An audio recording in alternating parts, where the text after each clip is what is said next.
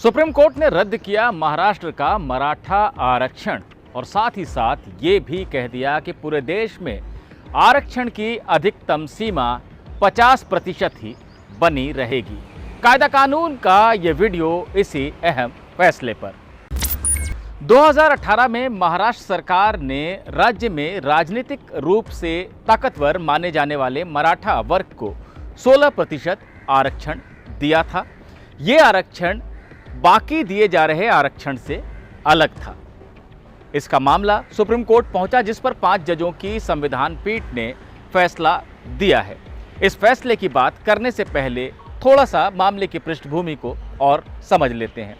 2018 से पहले महाराष्ट्र सरकार ने हाईकोर्ट के एक रिटायर्ड जज जस्टिस गायकवाड़ की अध्यक्षता में एक कमेटी बनाई और उनसे कहा कि वो मराठा वर्ग की स्थिति को लेकर अध्ययन करें।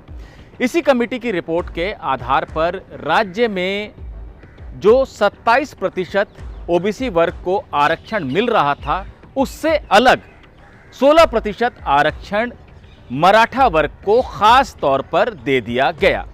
इसकी वजह से आरक्षण की कुल सीमा जो 50% होनी चाहिए उसका भी उल्लंघन हुआ और ये 60% के भी पार चली गई। ऐसे में कुछ लोग महाराष्ट्र में जो परेशान थे इस सरकार के फैसले से, वो बॉम्बे हाई कोर्ट गए।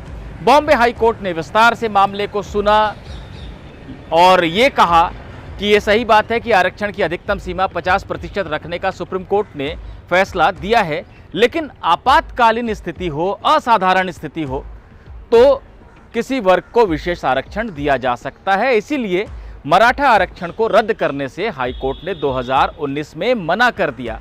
सिर्फ इसे घटा दिया कि शिक्षा में 13% और नौकरी में 12% तक आरक्षण दिया जा सकता है। आरक्षण का विरोध कर रहे लोग इसके बाद सुप्रीम कोर्ट पहुंचे और आखिरकार मामला संविधान पीठ में गया। संविधान पीठ के सामने सुनवाई के दौरान 2-3 सवाल अहम थे। सबसे पहला तो यही कि क्या मराठा आरक्षण जिस तरह से दिया गया है वो वैध है, संवैधानिक है। दूसरा सवाल ये कि 1992 में इंदिरा साहनी मामले में सुप्रीम कोर्ट की 9 जजों की बेंच ने यह फैसला दिया था कि आरक्षण की अधिकतम सीमा 50% हो सकती है। क्या उस फैसले पर दोबारा विचार का समय आ गया है, क्योंकि इसकी मांग लगातार तमाम राज्य सरकारों की तरफ से की जाती रही है। तीसरी बात जो संविधान पीठ के सामने थी वो ये थी कि संविधान में हुए 102वें संशोधन और संविधान में अनुच्छेद 342A जोड़े जाने के बाद क्या किसी राज्य को ये शक्ति हासिल है कि वो अपनी तरफ से सामाजिक और शैक्षणिक रूप से पिछड़ा वर्ग किसी जाति को घोषित करके उसे उस लिस्ट में डाल दे जिसे आरक्षण मिलता है, या ये काम राष्ट्रपति ही कर सकते हैं। इन सभी सवालों पर विस्तार से सुनवाई हुई। सुप्रीम कोर्ट ने माना कि ये मामला सिर्फ महाराष्ट्र तक सीमित नहीं है, दूसरे राज्य भी प्रभावित होते हैं इससे, इसलिए बाकी राज्यों को भी बुलाकर सुना गया। तमाम राज्यों ने इस बात की सिफारिश की कि आरक्षण की अधिकतम सीमा कोर्ट की तरफ से तय नहीं होनी चाहिए, इसे खुला छोड़ देना चाहिए। ऐसी तमाम बातें थी जिस पर चर्चा हुई। आज 5 जजों की संविधान पीठ ने अपना फैसला दे दिया। इस फैसले को मैं संक्षेप में आपको बताता हूं।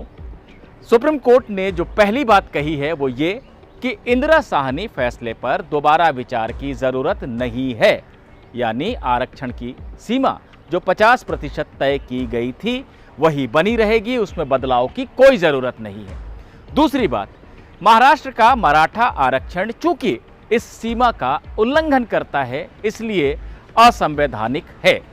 सुप्रीम कोर्ट ने यह भी कहा है कि बॉम्बे हाई कोर्ट ने यह कह दिया कि आपातकालीन या असाधारण स्थिति में 50% की सीमा से परे भी जाकर आरक्षण दिया जा सकता है, लेकिन मराठा आरक्षण देते समय ऐसी कोई स्थिति नहीं थी जिसे आपातकालीन या असाधारण कहा जा सके। गायकवाड़ कमेटी की रिपोर्ट से ऐसी कोई बात निकलकर सामने नहीं आई, इसलिए भी ये समानता के अधिकार का उल्लंघन करता है, दूसरे जो वर्ग हैं उनके हितों का हनन करता है, ये आरक्षण बना नहीं रह सकता। तीसरी बात, सुप्रीम कोर्ट ने संविधान के अनुच्छेद 342A और संविधान के 102वें संशोधन को सही करार दिया है। इसका व्यवहारिक असर भविष्य में ये देखने को मिल सकता है कि राज्य अपनी तरफ से SC/BC यानी कि सामाजिक और शैक्षणिक रूप से पिछड़े वर्ग की लिस्ट शायद नहीं बना पाएंगे और उन्हें सिफारिश भेजनी पड़ेगी राज्यपाल के जरिए राष्ट्रपति के पास, जो कि राज्यपाल और राज्य सरकार से वापस चर्चा करने के बाद इस लिस्ट को मंजूरी देंगे। खैर, ये तो बात की बात है। फिलहाल जो सीधे सीधे व्यवहारिक असर इस फैसले का देखने को मिल रहा है वो यही है कि देश में आरक्षण की अधिकतम सीमा नहीं बदलेगी, वो 50% ही बनी रहेगी। कोर्ट ने ये ज़रूर कहा है कि 2018 से लेकर अब तक जिन लोगों को मराठा आरक्षण के चलते नौकरी या शिक्षा में आरक्षण मिला है, उनकी स्थिति में कोई बदलाव नहीं आएगा, उनकी स्थिति वही बनी रहेगी। लेकिन भविष्य में महाराष्ट्र से मराठा आरक्षण हट जाएगा, वो लागू नहीं रहेगा।